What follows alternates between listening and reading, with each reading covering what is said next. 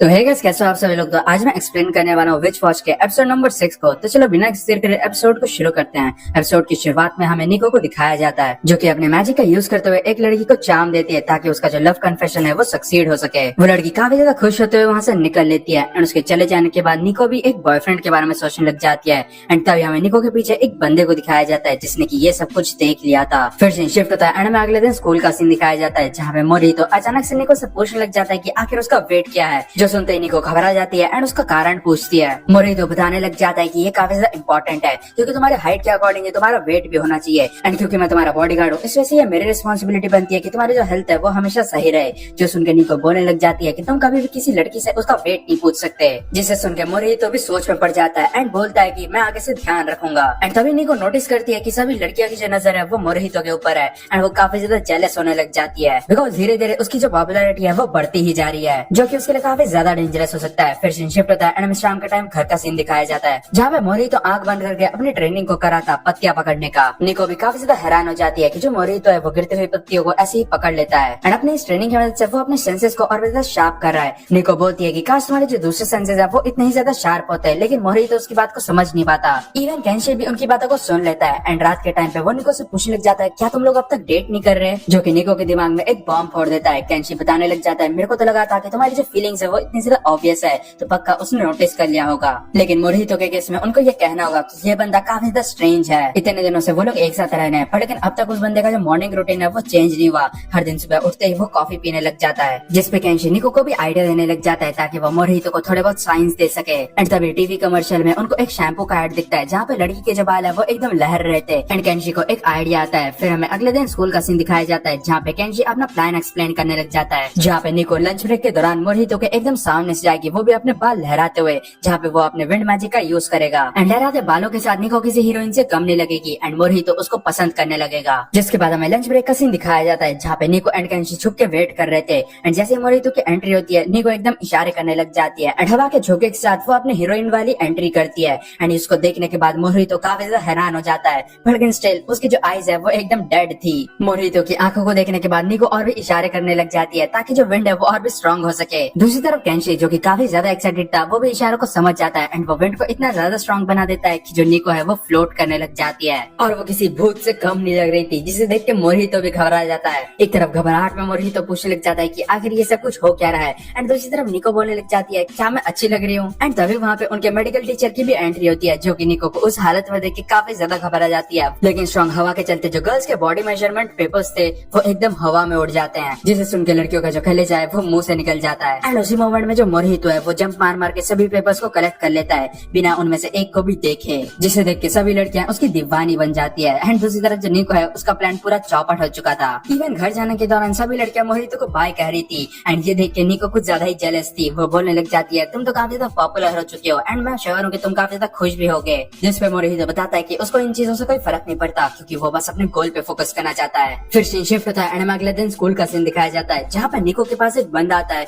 जो कि उससे बात करना चाहता था एंड जब वो इसके बारे में अपने दोस्तों को बताती है उनका दिमाग खराब हो जाता है क्योंकि वो लोग समझ जाते हैं कि वो पक्का कन्फेशन करना चाहता है बिकॉज फील्ड ट्रिप के दौरान वो बंदा निको से लंच ब्रेक में मिलना चाहता है, लेकिन निको को नहीं लग रहा था कि ऐसा कुछ भी होने वाला है। जिसे सुन के उसकी फ्रेंड बताने लग जाती है कि कैसे वो कितने ज्यादा क्यूट एंड ब्यूटीफुल एंड वगैरह वगैरह है जिसे कि मैं बता भी नहीं सकता। साथ ही साथ उसके बोलने के तरीके से ऐसा लग रहा था जैसे कि उसने कुछ उल्टा सीधा पीला हो। उसके बाद हमें फील्ड ट्रिप के रूमर्स के बारे में बताया जाता है जहाँ पे एक लव ट्री है एंड अगर कोई भी कपल वहाँ पे एक साथ लंच कर लेता है तब वो लोग हमेशा साथ रहते हैं, जिसे सुनने के बाद निको तो शर्माने लग जाती है। दूसरी तरफ दिखाया जाता है कि केंशी ने पेड़ के ऊपर से उनकी सारी बातें सुन ली थी एंड घर पहुंचने के बाद वो निको को बोलता है कि तुम्हें फील्ड ट्रिप के दौरान कन्फेस कर लेना चाहिए एंड ये सुनते ही निको का दिमाग खराब हो जाता है क्योंकि ये सब कुछ उसके लिए काफी ज्यादा था। यहाँ तक कि उसको तो ऐसा भी लगता है कि मोरहितो उसकी जैसी लड़की की केयर नहीं करता, वो बस उसका फेमिलियर है, इस वजह से वो उसके साथ फंस चुका है। यहाँ तक कि ऐसा भी हो सकता है कि वो मेरे को अपनी छोटी बहन की तरह समझे, इस वजह से बस यही होगा कि मैं एक प्रॉपर विच बनने में ध्यान दूं। लेकिन उसकी बकवास सुनने के बाद केंशी गुस्से में आ जाता है एंड उस पर चिल्लाने लग जाता है।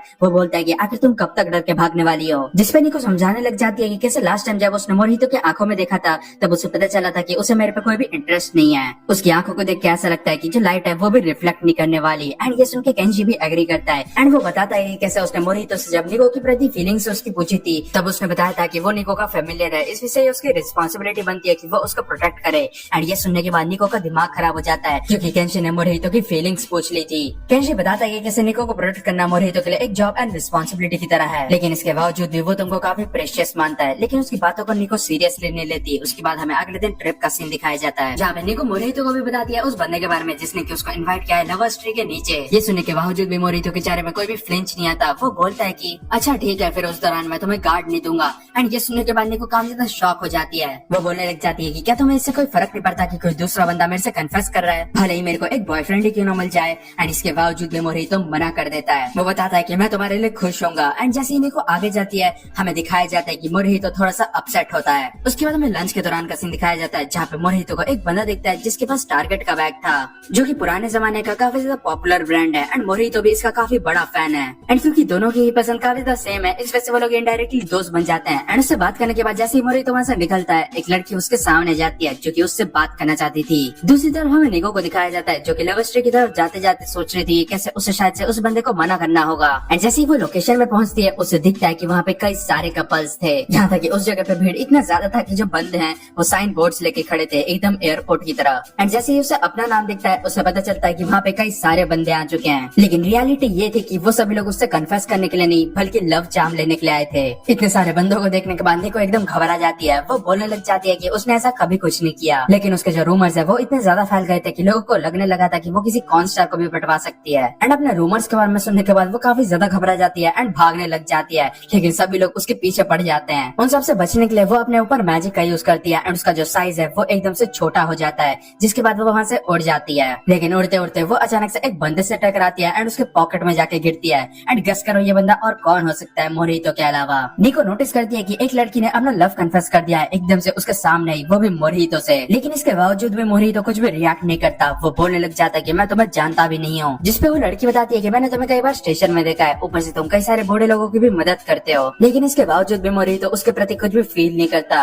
बिकॉज वो उस लड़की को जानता ही नहीं है। जिसे सुनकर निको तो काफी ज्यादा खुश हो रही थी। दूसरी तरफ उसकी बातों को सुनने के बाद वो लड़की और भी ज्यादा लट्टू हो रही थी उसके प्रति। एंड वो पूछने लग जाती है कि क्या तुम्हारे पास कोई गर्लफ्रेंड नहीं है एंड क्या तुम किसी को पसंद करते हो, जिसपे मोहितो बताने लग जाता है कि उसके पास ऐसा कोई भी नहीं है। एंड ये सुनने के बाद निको को काफी ज्यादा बुरा लगता है, लेकिन तभी मोहितो बताता है कि उसके पास एक ऐसा पर्सन है जो कि उसके लिए काफी ज्यादा प्रेशियस है। जिसे सुनने के बाद निको भी समझ जाती है कि वो किसकी बात कर रहा है एंड वो एकदम शर्माने लग जाती है। वो लड़की पूछने लग जाती है कि क्या पास्ट में कोई ऐसा मोमेंट नहीं था जिसे याद करने के बाद तुम्हें ऐसा लगता है कि तुम उससे प्यार करते हो। जैसे सुन के निको उस मोमेंट के बारे में याद करने लग जाती है जब वो मोहितो से प्यार करने लगी थी। तभी हमें पास्ट का सीन दिखाया जाता है जहाँ पे निको रो रही थी, बिकॉज उसके जो डैड है वो उसे छोड़ के जाने वाले थे, क्योंकि उसकी मॉम के साथ उनकी बनती नहीं थी एंड वो अपनी फैमिली को काफी ज्यादा पसंद करती है। उसके बाद वो उनके जाने का मेन कारण दिखाती है जहाँ पे वो अपने मैजिक को कंट्रोल नहीं कर पाई थी एंड उसने अपना आधा घर उड़ा दिया था, जिसे देख के मोहितो भी काफी ज्यादा हैरान हो जाता है। निको रोते हुए बताने लग जाती है कि उसके पावर्स के कारण जो लोग हैं वो उसको हेट करते हैं, यहाँ तक कि अब उसके जो डैड है वो भी उसको छोड़ के जाने वाले हैं। पर तभी मोहितो एकदम से उसे हक कर लेता है एंड बताता है कि मैं तुम्हारे साथ हूँ।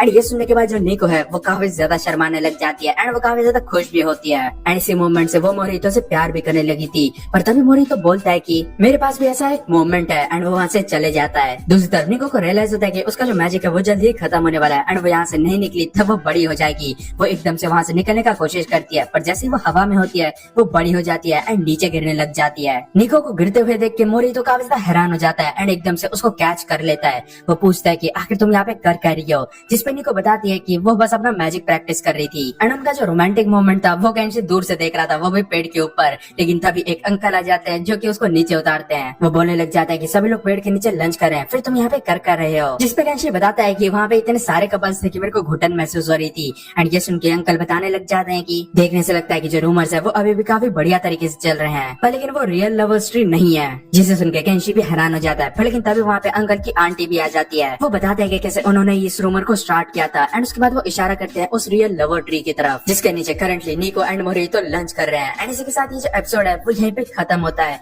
तो गाइस कमेंट्स में बताना कि आपको ये एपिसोड कैसा लगा एंड अगर आपको वीडियो अच्छी लगी है तो वीडियो को लाइक कर देना एंड चैनल को भी सब्सक्राइब कर देना।